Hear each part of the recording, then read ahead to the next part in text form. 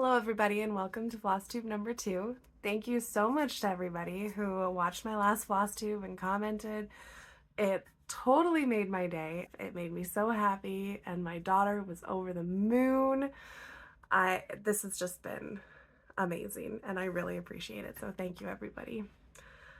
This episode I have a new start and I've worked on 5 projects. So let's get started. The first project that I worked on was, I even ironed. I am so fancy. Silver Moon Tea by Mirabilia. This is one of the ones I'm working on for my daughter, for my oldest daughter. And it is coming together really nicely.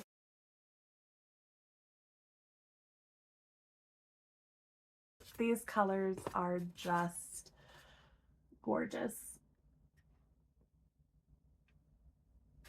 This is the one where I had already started putting the beads on over here. And now I'm in a little bit of a predicament because I don't know how I'm going to put the Q-snap on it now, but someone had suggested using a smaller Q-snap in the opposite corner when I get there, and that's probably what I'm going to do. That was a great idea. And then when it comes time to bead, I'll just put it back on the 11-inch Q-snap. I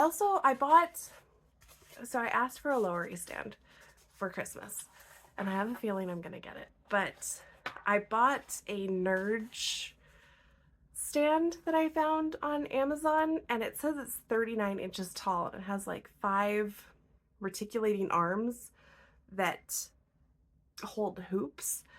So I'm hoping that that will work too, but we'll see. You can like put your feet on it to like hold it down. I'm not entirely sure. I wanted it to help with being hands-free, but we'll see.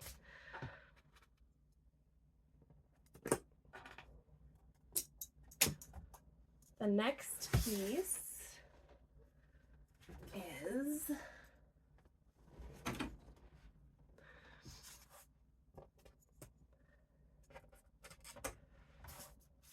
Mill Hill Village Inn.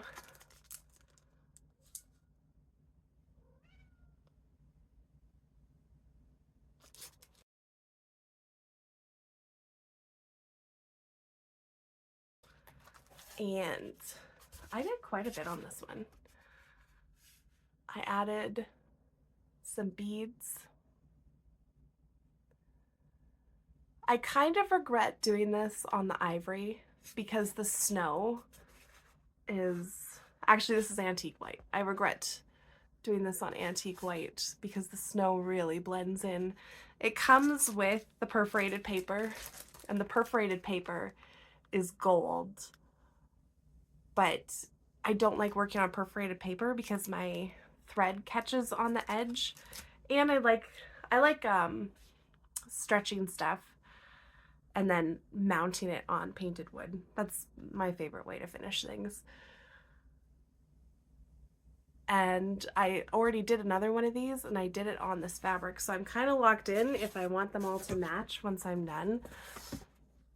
This is the finished one. This one is the schoolhouse, and the one I just showed you is the inn. And I want to be able to finish them all the same like this. I got this piece of wood from Joan's. I think it was like $3.99, and I might have used like a coupon on it, so I might have got it for even cheaper, or it might have been on sale. I doubt I paid full price. But then I just painted it red, and I just frayed the edges of the Aida, and it's the only thing holding this on is like 2 pieces of double-sided sticky foam tape that I got from, I think, the Dollar Tree. Oh, the paint's a little, that's okay. That's okay. So I did that one. which is why I started this next Christmas one on the same Aida cloth. But this, I much prefer this kind of a finish. This one is on Joblin. This is called Summer Sky Joblin. It's actually the exact same Joblin that this one is done on. And again, the sky kind of blends in with the fabric, but on this one I'm much more okay with it. And this piece of wood I got from Goodwill, and it actually underneath is it's a Duck Dynasty plaque, so it says like Fear the Beard on it. So I kind of got it just to paint over that. Not that I have anything wrong with Duck Dynasty, I've never seen it, but it makes me happy knowing that it's under there for some reason. So that's that. Oh, it has a little snippet on the back about the Robertson family. What I really liked about it is this, the leather tie on the front that's just screwed in and held in like that. Sorry if you can hear my cat. I locked her out this time so that she wouldn't get herself stuck in the bathroom, but she doesn't understand why she's not allowed in, so she's meowing.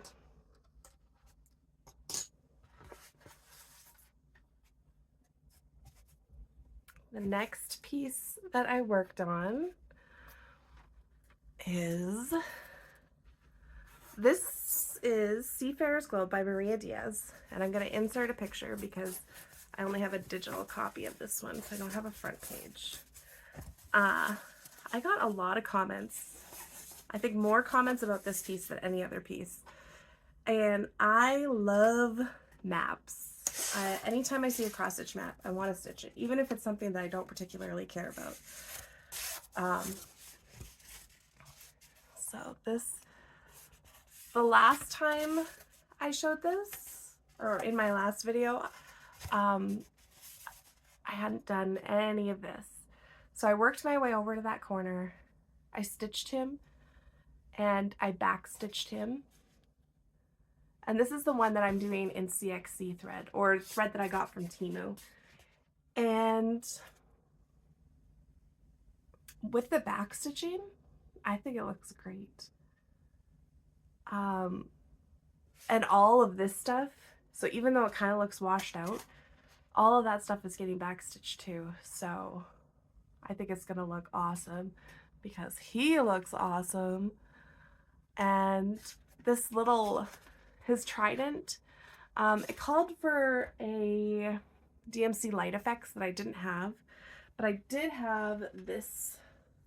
My mom sent me all of her cross-stitching thread, and in the cross-stitching thread caddy was this, and I have no idea what it is. It doesn't have any kind of label on it, but it's just a super thin filamented gold thread.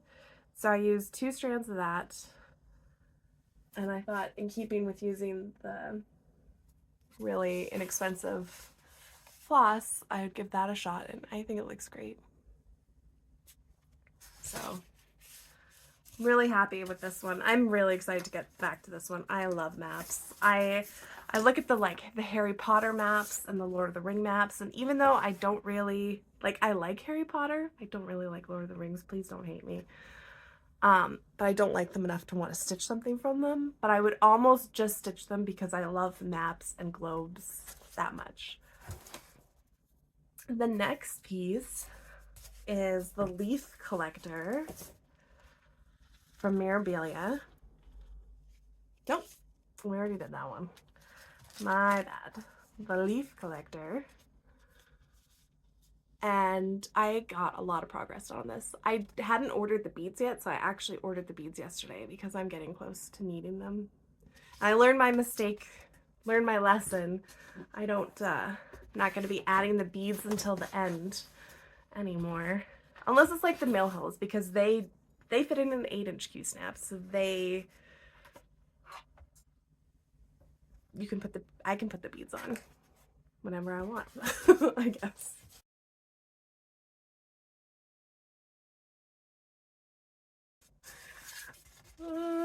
There is progress. I added her wings and her hands and her headpiece, and yeah, she is coming together really nicely. I had forgot, I thought I was done with the 1/1 skin, but actually the tops of her legs are showing.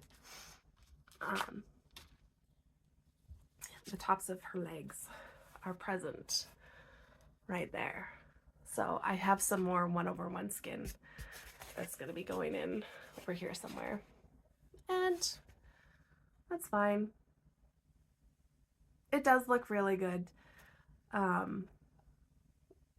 The floss, I think the floss that I used in her skin, some of it is stuff that my mom gave me, and it's quite old. And the dye lots don't match to current dye lots perfectly, which I'm fine with, but you can see in her arm there, that white, the very lightest skin color really doesn't blend very well with the next closest skin color, but I'm fine with it. And picking out 1/1 is almost impossible. It's like impossible adjacent, so that's not going to happen. But, and actually this next piece has the same problem, and I think it uses the exact same skin color. So it's Earth Goddess by Joan Elliot, and I am getting close to a finish on this one. I really just have a little bit of back stitching up top, well, a lot of back stitching in Krynic, and then some stuff around the bottom, and then I'll be done.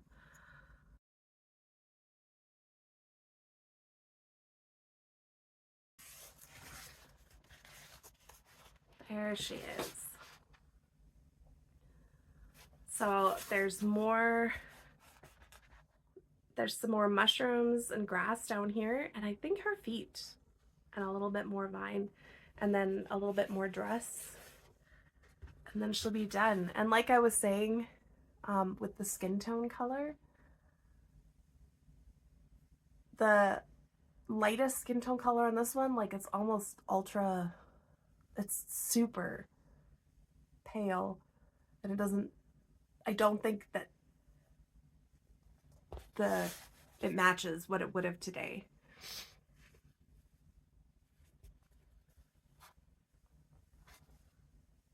And that is her.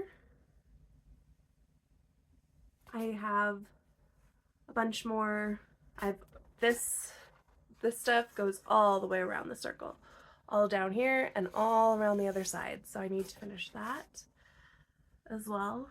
And I ordered 2 more rolls of the Krynic, and then she will be done.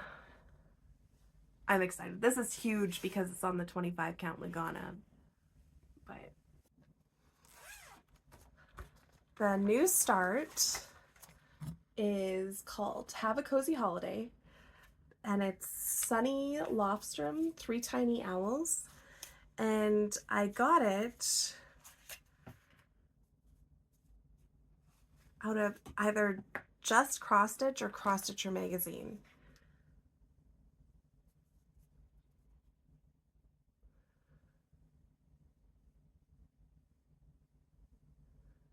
I just think that this border is so pretty. It's so delicate. I probably need the board for this one because I know that's going to be transparent.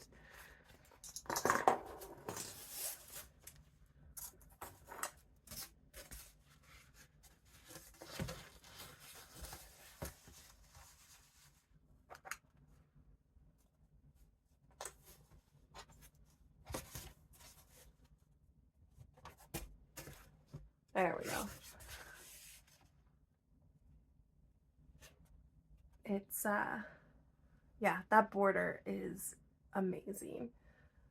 I've started adding diagonal lines in Pattern Keeper because, at least for now anyways, I'm enjoying following the diagonal lines as well as the horizontal and vertical lines. And I'll do that until I make some other arbitrary rules for myself. I like making little rules and following them for a little while and then changing my mind and doing something different. That's how I end up going back and forth between parking and that kind of thing.